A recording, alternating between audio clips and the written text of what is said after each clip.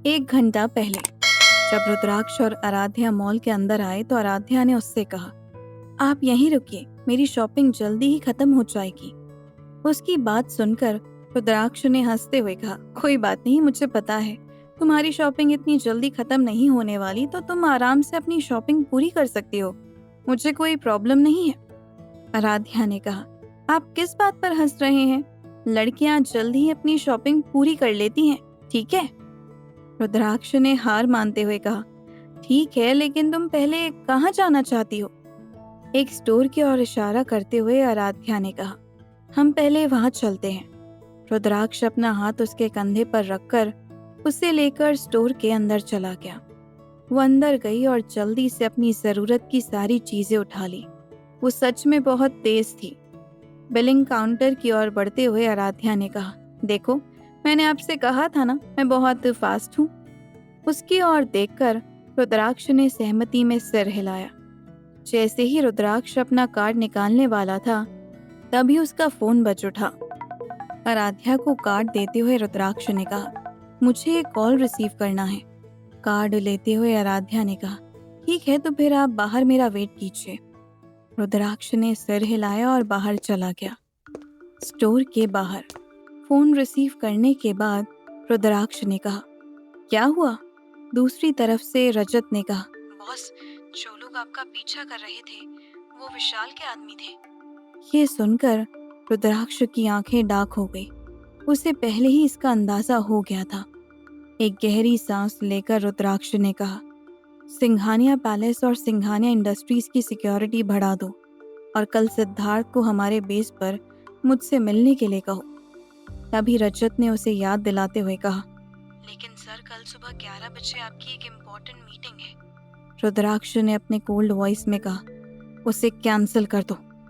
जब रुद्राक्ष रजत के साथ बात करने में बिजी था, तभी आराध्या अपना शॉपिंग बैग लेकर स्टोर से बाहर आई। जैसे ही उसने स्टोर से बाहर कदम रखा, उसने रुद्राक्ष को देखा। वो मुस्कुराई और उसकी ओर चलने लगी। तभी उसने देखा कि एक आदमी हाथ में कोई नुकीली चीज लिए रुद्राक्ष की ओर बढ़ रहा है। ये देखकर वो घबरा गई। आराध्या अपने हाथ में पकड़े सारे शॉपिंग बैग्स को छोड़कर बोली, रुद्र, हटिए वहां से। और जब उसने देखा कि वो आदमी और भी तेजी से रुद्राक्ष की ओर बढ़ने लगा, तो वो भी उसकी तरफ बढ़ने लगी। जैसे ही वो आदमी रुद्राक्ष पर हमला करने वाला था, आराध्या उनके बीच में आ गई और आराध्या के मुंह से आह निकल गई। इन प्रेजेंट जब रुद्राक्ष पीछे मुड़ा तो उसने देखा आराध्या अपना पेट पकड़कर जमीन पर बैठ गई। ये देखकर वो बहुत ज्यादा घबरा गया और उसकी तरफ चला आया।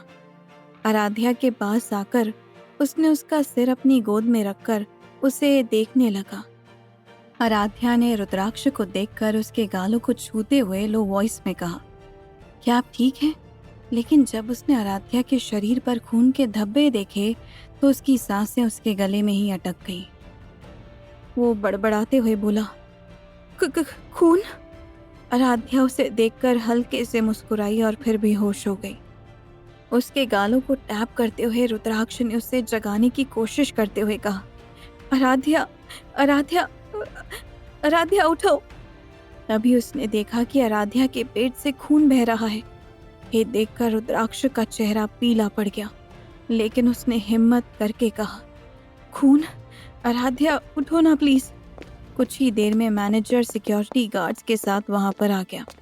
जब मॉल मैनेजर ने इस हादसे के बारे में सुना तो उसे लगा शायद ये नॉर्मल हादसा है, लेकिन जब उसने रुद्राक्ष को हेल्पलेसली अपनी वाइफ को पकड़े हुए देखा तो मॉल का मैनेजर घबरा गया।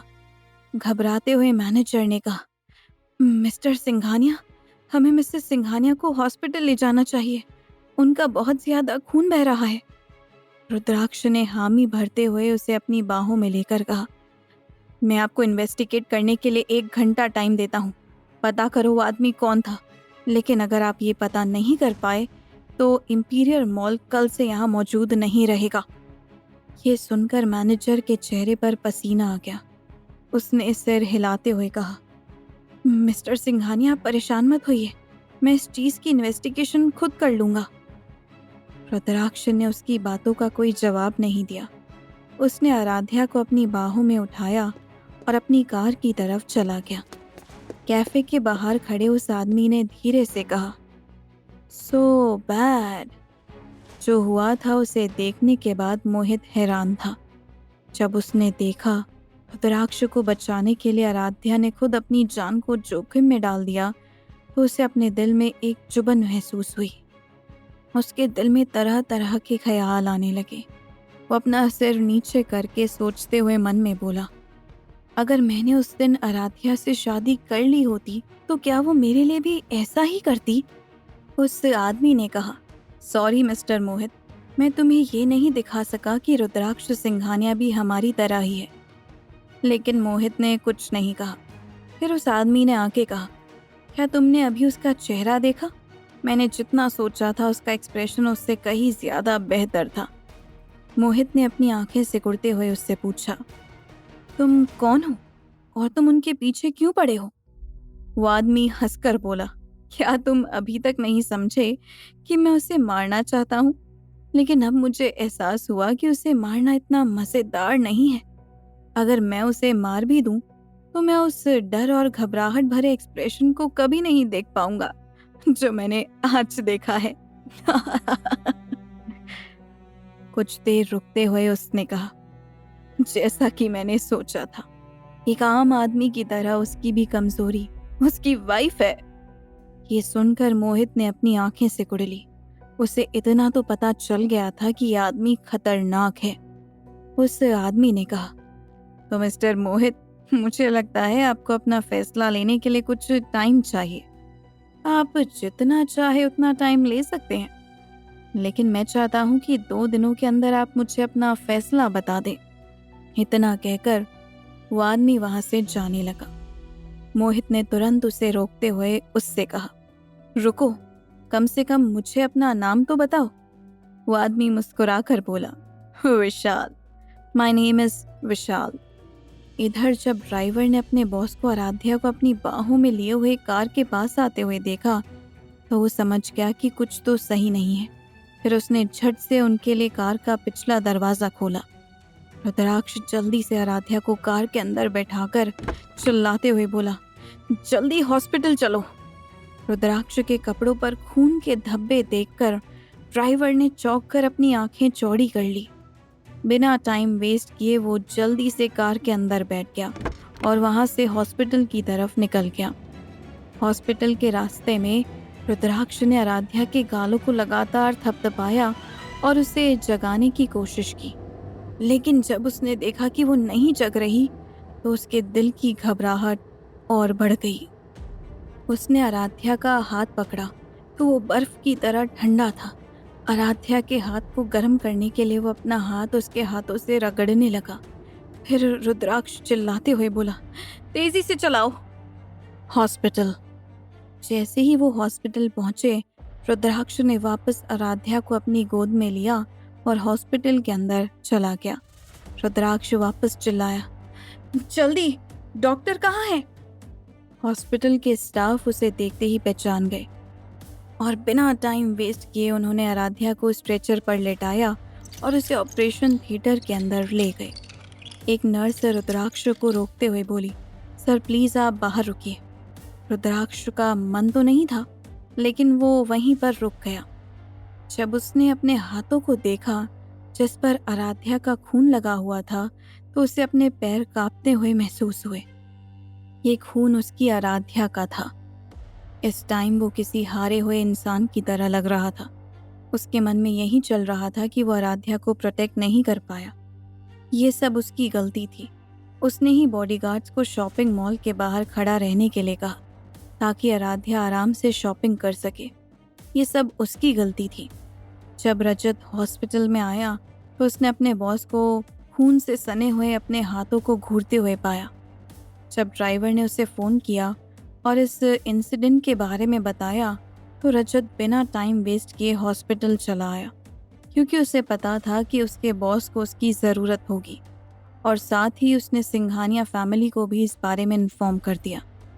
रजत को ये बात अच्छे से पता थी कि रुद्राक्ष आराध्या की कितनी परवाह करता है। शादी के पहले भी वो हमेशा उसकी सेफ्टी के बारे में ख्याल रखता था। रजत ये भी जानता था कि रुद्राक्ष अपने पूरे दिल से आराध्या से प्यार करता है। रजत ने रुद्राक्ष की तरफ देखते हुए उसे शांत कराने की कोशिश करते हुए कहा, सर प्लीज शांत हो जाइए। अगर आप इस तरह घबराएंगे तो मैडम की देखभाल कौन करेगा? रुद्राक्ष ने खुद को शांत करने के लिए एक गहरी सांस ली, फिर बहुत धीमी आवाज में बोला, रजत। रजत ने उसकी तरफ देखकर धीरे से कहा, हाँ बॉस। रुद्राक्ष ने उसकी तरफ देखकर पूछा, उसको कुछ नहीं होगा ना? तो रजत ने धीरे से कहा, हाँ सर, उन्हें कुछ नहीं होगा, आप परेशान मत होइए। आज पहली बार उसने रुद्राक्ष को इतना हेल्पलेस देखा था। रजत ने कहा, बॉस आपको बैठकर रेस्ट करना चाहिए। रुद्राक्ष ने सिर हिलाया और वहां पर रखे बेंच पर बैठ गया। फिर रजत ने उसे एक गिलास पानी दिया। जल्दी ही पूरी सिंघानिया फैमिली हॉस्पिटल पहुंच गई। साक्षी रुद्राक्ष के पास बैठकर उससे बोली, वो कैसी है? रजत ने कहा, मैडम वो अभी भी ऑपरेशन थिएटर में है। साक्षी ने आह भरी, फिर उन्होंने अपने बेटे का सिर थपथपाते हुए कहा, वो ठीक हो जाएगी, चिंता मत करो। आशुतोष ने रुद्राक्ष के पास आते हुए पूछा, ये कैसे हुआ? लेकिन रुद्राक्ष ने कुछ नहीं कहा। वो बस अपनी खाली आंखों से ऑपरेशन थिएटर को घूरता रहा। ये देखकर आशुतोष ने उसके कंधे को थपथपाते हुए कहा, रिलैक्स रुद्र, हमारी आराध्या बहुत स्ट्रांग है, वो ये हैंडल कर लेगी। उनकी तरफ देखकर रुद्राक्ष ने कहा, लेकिन डैड, मुझे तो उसे प्रोटेक्ट करना था ना, और मैं नहीं कर पाया। समर्थ ने रुद्राक्ष को समझाते हुए कहा, भैया आप खुद को क्यों ब्लेम कर रहे हो? इसमें आपकी कोई भी गलती नहीं है। लगभग 40 मिनट के बाद ऑपरेशन थिएटर की रेड लाइट बंद हो गई। ये देखकर रुद्राक्ष जल्दी से अपनी सीट से उठ खड़ा हुआ। ऑपरेशन थिएटर से एक नर्स के साथ एक डॉक्टर बाहर आया। डॉक्टर ने अपने पास खड़ी नर्स से कहा, पेशेंट को दूसरे वार्ड में शिफ्ट कर दो। रुद्राक्ष ने बेचैनी के साथ डॉक्टर से पूछा, मेरी वाइफ कैसी है? डॉक्टर ने उसको देखकर मुस्कुराते हुए कहा, hello mister Singhania, I am doctor सार्थक। रुद्राक्ष ने अपनी आंखें सिकुड़कर पूछा, मेरी वाइफ कैसी है? सार्थक ने उसकी तरफ देखकर कहा, तुम अभी भी वैसे ही हो, बिल्कुल भी नहीं बदले। रुद्राक्ष ने थोड़ा फ्रस्ट्रेट होकर कहा, मुझे ये बताओ वो कैसी है? सार्थक ने अपने चेहरे पर एक बड़ी सी मुस्कान के साथ कहा, हे मैं तुझे बता दूंगा, लेकिन ऐसे नहीं। पहले तुम मुझे ये बोलो कि प्लीज डॉक्टर, प्लीज बताइए मेरी वाइफ कैसी है? इस बार रुद्राक्ष ने गुस्से में कहा, मैं आपसे आखिरी बार पूछ रहा हूँ, मेरी वाइफ कैसी है? डॉक्टर सार्थक जानते थे कि उसने इस क्रूर आदमी को काफी चिढ़ाया है, इसीलिए वो बोला, वो सच में बहुत लकी है कि वो बच गई। रुद्राक्ष ने अपनी आंखें सिकुड़ते हुए पूछा, तुम्हारा क्या मतलब है? सार्थक ने कहा, मेरे कैबिन में आओ, मैं तुम्हें सब कुछ समझा दूंगा। रुद्राक्ष ने कहा, मुझे अभी बताओ। उसकी बातों को नजरअंदाज करते हुए सार्थक ने साक्षी की तरफ देखकर कहा, मैं सरप्राइज्ड हूँ कि ये यंग ब्यूटीफुल लेडी कौन है? साक्षी ने सार्थक के गाल पर थप्पड़ मारते हुए कहा, मुझे टीस करना बंद करो और ये बताओ तुम कब वापस आए? सार्थक मुस्कुराकर साक्षी को गले लगाते हुए बोला, लास्ट वीक, और मैं इस वीकेंड में आप सबसे मिलने का प्लान बना रहा था, लेकिन कौन जानता था कि हम इस तरह मिलेंगे। डॉक्टर सार्थक के साथ क्या रिश्ता है सिंघानिया फैमिली का, और रुद्राक्ष को क्या बताना चाहता था सार्थक? जानने के लिए सुनते रहिए ये कहानी सिर्फ पॉकेट एफएम पर।